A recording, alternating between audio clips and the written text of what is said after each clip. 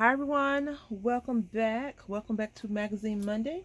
We are still working in Creative Stamping issue 76. It looks like this.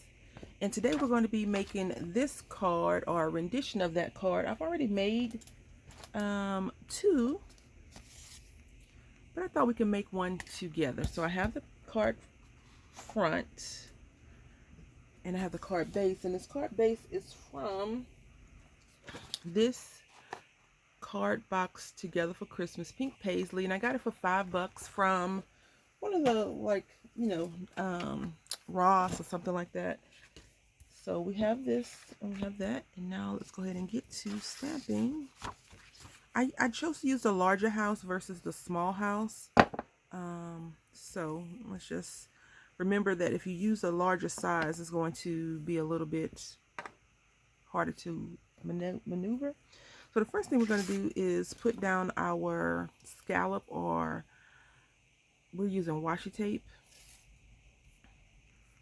And so what I did is I just, because I can't lay stuff straight for anything, so I just kind of put it on the work surface right here, and I just kind of lean to the side and make sure it's straight, because this washi tape tears up the card, and this is 65-pound card paper from Michael's. And then I just turn it over like that, and then do the same thing for the bottom. Hope you're having a great day. I am doing okay. I have like 5 videos to record today, and I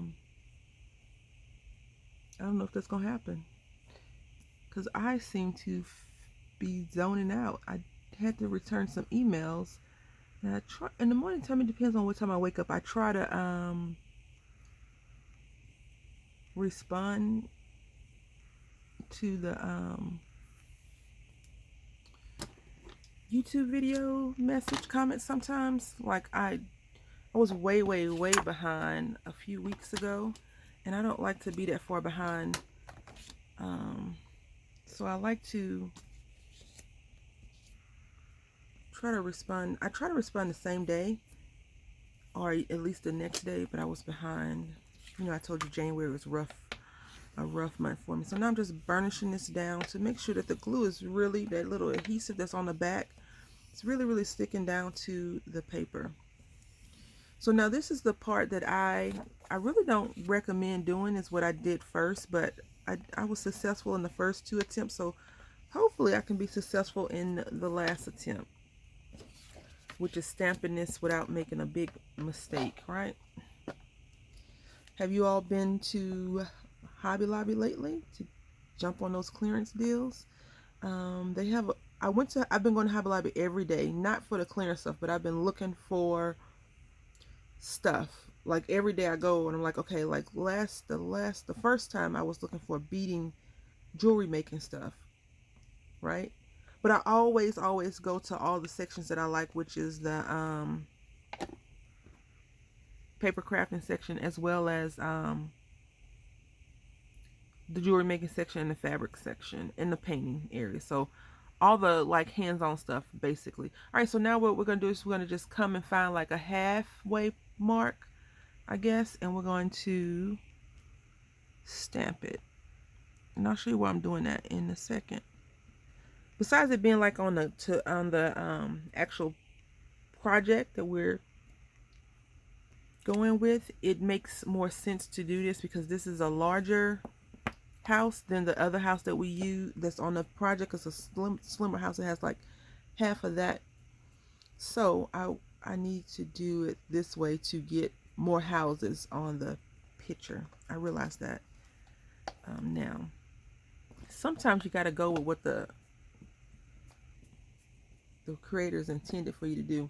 If you want to stamp this out a few times, like 20, 30, to get a whole bunch, because maybe you're going to do a lot of cards like this, you could definitely use your scan and cut with this house.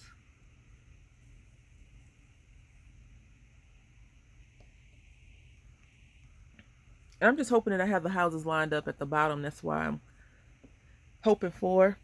Now, I do recommend using like a little foam or something if you're not going to use your stamping platform to make sure that you're getting it right. But you know, Brandy likes to take a walk on the wild side. So, let's just hope that it's good. It's good. It's okay. Yep. A little bit crooked, but that's okay. You know, all the houses are not straight in real life, right? They're kind of up, down. We'll try to bring this one back it up. We'll try to bring it back up. Because I think I got a little bit on the washi tape, but that's okay too. I'm not too concerned about it not being perfect. I like that it's not quote unquote perfect, so no, you know, no worries. I always just worry that I don't get enough ink on the stamp, which I'm sure I do in some instances, and in some instances I'm like, oh, you missed a spot. And that's when the platform comes into place, right? Alrighty, I think I got it right on the washi tape. And if it's crappy looking, we'll just start over. It's just paper at this point. I'm telling myself that. Yeah, we'll start over. Alright, so we got it. Yay. Alright, so now what we're going to do is go ahead and color the boo-boo card, because we're going to cut this image out. So what I'm going to do, I'm going to try to stay plain like normal house, but I do want to color the door red. The door frame, I guess you could say, red. Alright, so we got it colored. I'm just going to cut it out, and I'm just going to cut it straight like this. Whenever you think about houses, well, whenever I think about houses, I was thinking about the simple things. Like basically, this most houses are rectangle, right? You have a triangle roof, but you know, some houses are more elaborate. They have what, gables and all that. But for the most part, they always start off. You never see like a round house unless it's for architectural things. Most houses, rooms are the same way. And then you can get a little bit fancy. You know, some houses are a little bit more fancy, but they always start off like a rectangle or a square, and then it just go from there. Like I used to watch Treehouse Masters. Is it called Treehouse Masters? Which I absolutely love the concept, but some of those trees and the houses that they build are like houses, like a real house. It's like you could live in the tree forever. Like they have running water, working electricity. Some of them have cable, internet, all that.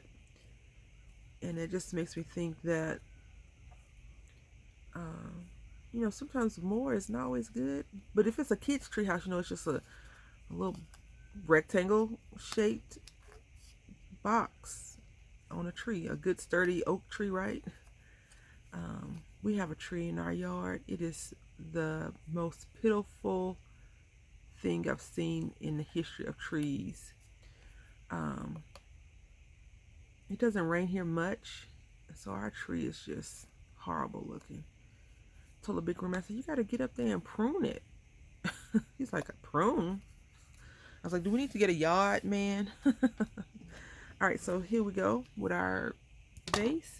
I'm going to take this once more. I'm going to use this Postbox red that I got in some friend mail. And we're going to turn this. I guess I could have used blue because it's blue ink, but I think we're going to stick with the red. So I'm just inking it up really well. And most time I don't prime or preen or prune or whatever you want to call the stamps. I just stamp and go. But I've stamped this 3 times already. Well, 2. This will be my 3rd time. So I think it's pretty good. It should be good for our purposes. You know, if you don't feel comfortable doing it, definitely use your stamping platform. So I'm going to try to get this Y in between these 2 houses.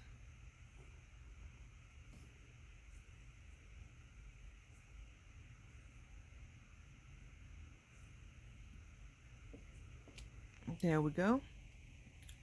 All right. So I'm just going to take some glue and glue this right here down while that dries. That to you looks a little bit funky because when I pressed it down, I moved the stamp. You don't want to do that, but I think it'll be fine. These can be Christmas cards to my family, and they won't know the difference. And the only reason why I say Christmas cards, because this magazine is like a Christmas magazine. Well, the stamps and stuff in it, but if they didn't have that wreath could be anything. It could be like, I could have put Easter eggs around the house, and it could have been an Easter card, right? The reason why I chose to do this house versus this house, if you're wondering, is this house I didn't ink up very well. I was just like, let's get this ink on, because you know it was my second time doing it, and I was just like, come on, let's just get it done. So now what I'm doing is I'm just burnishing that glue to adhere, and I like to do it this way on this particular card or project, only because it has that little glitter on the front and I don't want it to smear. The thing you have to be worried about is if you do use glue and you do that from the other side, even the front, if you put too much glue on it, you can rub it off the location. So you just have to keep that one little thing in mind. Now we're going to use some tape. Now I've been trying to perfect my tape laying down for a long time, y'all, and it's still horrible. It's still crooked. Just does not work. I need to do like Wonder and Dreamer 5x5 and get the big pieces of tape, the larger sizes, but I have so much skinny tape, like these little small pieces, that I told myself no more tape. Like it's certain things that I have a lot of, and I'm like, okay, I can get one more skein of yarn because this is going to be for a project and I don't have this color. But tape and glue, I'm like, use it up. Use all the glue you have, unless, like, I went out and bought some Fabri-Tac glue because I didn't have Fabri-Tac glue, and you know, I'm walking down a narrow path of journal making, and so I needed that. I think I needed it. I'm not sure, because I'm still trying to question why we don't just use regular Elmer's glue. I mean, I know it's water-based, so it can warp the cards, but just about all the glues we use, unless it says not water-based, is water-based. So yeah. Anyway, unless it says archival, and like a lot of glues now say that, unless it's like the cheap Dollar Tree glue or dollar store glue, it won't say archival. So I'm just burnishing it down so I can have easier lift.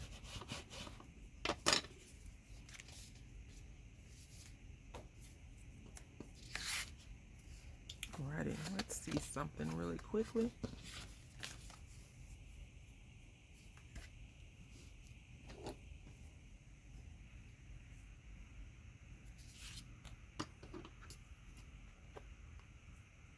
I'm going to snip this little piece off.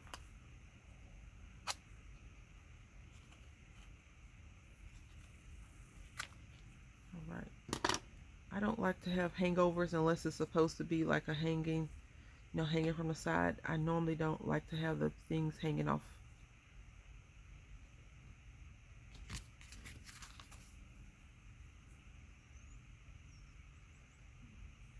Alright.